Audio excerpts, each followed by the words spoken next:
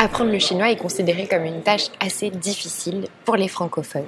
Vous serez donc heureux de savoir qu'il y a des aspects de la langue qui sont un petit peu plus simples. Cependant, on ne peut pas éviter, si vous voulez lire et écrire en chinois, de passer du temps à travailler sur les caractères. Et pour augmenter la difficulté, il n'y a pas un, mais deux types de caractères différents. Les caractères simplifiés, dian qi zi, et les caractères traditionnels, fan qi zi. Alors, quelle est la différence? Où, quand et pourquoi sont-ils employés?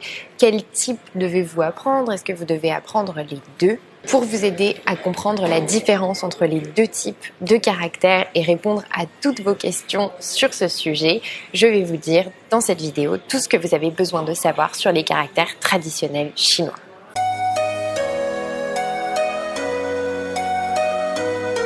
Pour comprendre la différence entre les caractères simplifiés et traditionnels, il peut être utile de savoir où les caractères chinois ont été développés. Le système d'écriture chinois est la forme d'écriture utilisée en continu la plus vieille du monde. Ses origines remontent à des millénaires. La première utilisation confirmée de ces symboles en tant que système d'écriture remonte à ce qu'on appelle des os divinatoires qui datent de 1200 avant Jésus-Christ et de la dynastie Shang.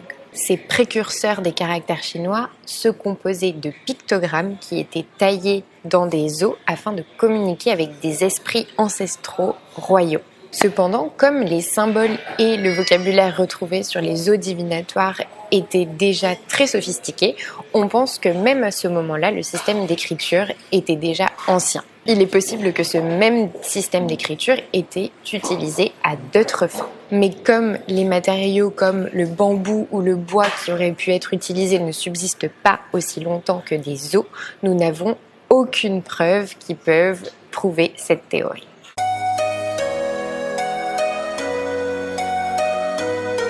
Les premiers caractères étaient essentiellement des dessins du mot qu'ils représentaient. Au fil du temps, beaucoup d'entre eux ont changé à un tel point que vous ne pouvez plus forcément voir aujourd'hui ce que le caractère original représentait. Mais avec un peu d'imagination, certains sont encore faciles à deviner. Par exemple, Zhen est le caractère pour une personne, alors que Yang est le caractère qui signifie mouton. Sur le premier caractère, Zhen, on peut imaginer que la personne a une tête tout en haut et ensuite deux jambes en bas. Et sur le caractère Yang qui signifie mouton, on peut imaginer qu'en haut, les deux petits traits représentent les cornes du mouton. Même après des milliers d'années, il est facile de voir d'où vient l'idée originale du caractère. Pour les concepts plus abstraits, d'autres caractères ont été créés. Si vous regardez les caractères modernes, Shang qui veut dire au-dessus et Xia qui veut dire en dessous, la logique est aussi assez claire. On a un trait horizontal qui peut représenter donc le sol, et pour Shang qui signifie au-dessus, le caractère est donc écrit au-dessus de ce trait horizontal, et pour Xia c'est l'inverse puisqu'il signifie en dessous. On a le trait horizontal qui peut représenter donc le sol et le caractère est écrit en dessous de ce trait, donc il signifie en dessous. Regardez l'évolution du sinogramme pour le jour ou le soleil, pour avoir un exemple un petit peu plus visuel. Pour les idées plus complexes, de nouveaux caractères ont été développés en combinant des plus simples. Par exemple, le caractère chinois qui veut dire bien, hao, est une combinaison de la femme, nu, et de l'enfant, zi. Le caractère an est composé donc de la femme avec un élément au-dessus d'elle qui signifie le toit, et le sens du caractère final est la paix. Cependant, même des combinaisons comme celle-ci ne peuvent vous emmener que jusqu'à un certain point. Et l'essentiel des caractères chinois se compose de combinaisons de plusieurs éléments différents et certains peuvent être très compliqués à retenir.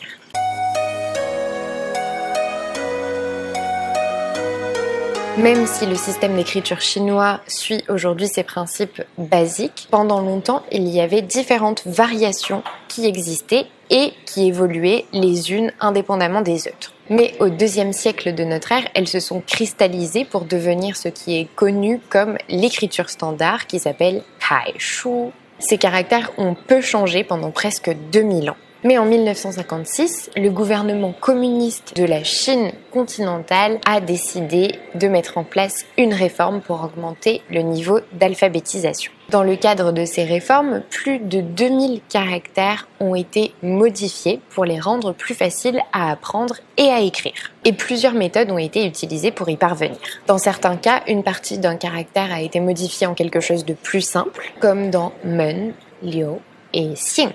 Parfois, plusieurs traits ont été regroupés en un seul, comme dans Yu, ou alors des sections entières ont été retirées, comme dans I. Certains caractères ont été reconstruits pour les rendre plus simples, comme Qi, Ling et Tou, et d'autres ont pourtant été complètement remplacés par quelque chose de plus simple, comme Chou, par exemple. Parfois, une forme plus ancienne et plus simple a été reprise, comme dans Wu.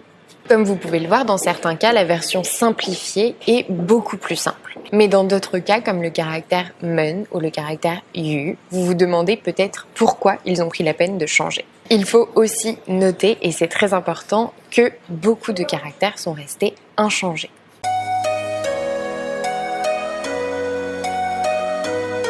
Au moment de la réforme de 1956, Hong Kong était une colonie britannique et Macao appartenait au Portugal. Taïwan s'était séparé de la Chine communiste et était gouverné par les nationalistes. Pour cette raison, les réformes ont seulement été appliquées en Chine continentale et pas à ces autres territoires. Actuellement, même si Hong Kong et Macao ont été rendus à la Chine par la suite, les caractères traditionnels sont toujours utilisés. En Chine continentale, par contre, les écoliers grandissent en apprenant à lire et à écrire les caractères simplifiés. Et ils sont la version utilisée partout dans le pays. Les communautés chinoises de Singapour et de Malaisie ont aussi adopté les caractères simplifiés. C'est donc le système que vous verrez là-bas aussi. Mais même dans des régions où les caractères simplifiés sont utilisés, vous pouvez quand même voir des caractères traditionnels sur des temples, des portes ou sur d'autres structures similaires, car les caractères traditionnels sont justement plus traditionnels et peut-être plus agréables à regarder.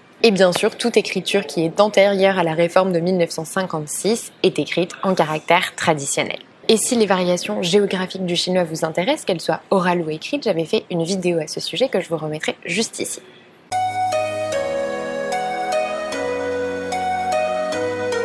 En tant qu'apprenant du chinois, vous devez choisir la version des caractères que vous souhaitez utiliser. Et il y a des avantages et des inconvénients pour les deux options. Le fait qu'une fois que vous maîtrisez les caractères traditionnels, il est beaucoup plus facile de vous convertir aux caractères simplifiés que l'inverse est peut-être un point en faveur des caractères traditionnels. Et avec un peu de pratique, vous serez certainement capable de reconnaître beaucoup de caractères simplifiés instinctivement. Les caractères traditionnels sont plus plaisants esthétiquement. Et si apprendre la calligraphie chinoise vous intéresse, vous devriez peut-être plutôt vous tourner vers les caractères traditionnels. Cependant, les caractères simplifiés sont plus simples à apprendre, ce qui est évidemment la raison de leur création. Et comme je l'ai dit, ils sont la forme utilisée en Chine continentale, ce qui en fait un choix évident étant donné la place de la Chine sur la scène mondiale.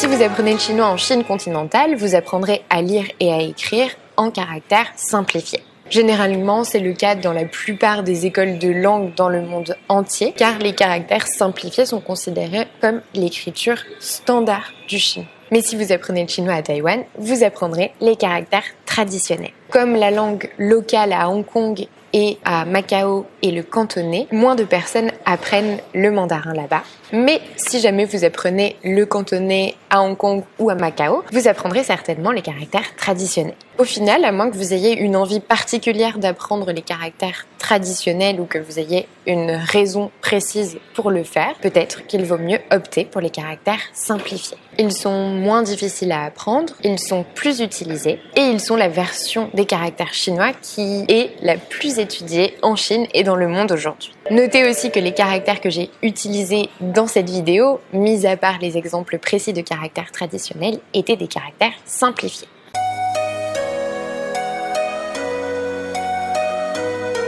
Mon conseil est de choisir un type de caractère et de s'y tenir. Apprendre les caractères chinois est déjà relativement difficile et demande assez de temps. Et si vous décidez d'apprendre les deux en même temps, vous rendez une tâche qui est déjà un petit peu difficile presque impossible. Pour les maîtriser, il n'y a rien de mieux que les méthodes traditionnelles. Pratiquez l'écriture, utilisez des flashcards pour les reconnaître, griffonnez des caractères quand vous avez un peu de temps et dès que vous le pouvez, commencez à écrire des phrases en chinois en caractères à la main. Aujourd'hui, il y a aussi plusieurs applications qui peuvent vous aider. Et pour moi, la meilleure est Skritter.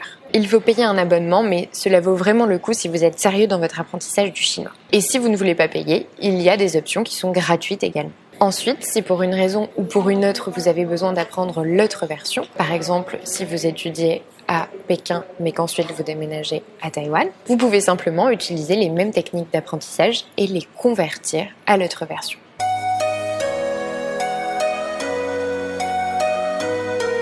Choisir entre les caractères simplifiés et les caractères traditionnels est une décision qui dépend de vos objectifs d'apprentissage et des raisons pour lesquelles vous apprenez le chinois. Mais pour la plupart des gens, les caractères simplifiés sont la meilleure option. Et une fois que vous commencez, vous allez réaliser qu'apprendre les caractères chinois n'est pas aussi difficile que vous le pensiez et que c'est plutôt même agréable de le faire. Et tant que vous persévérez, savoir lire et écrire en chinois est loin d'être impossible. Si vous débutez avec le système d'écriture chinois, regardez cette vidéo sur l'alphabet chinois que je vous remets juste ici.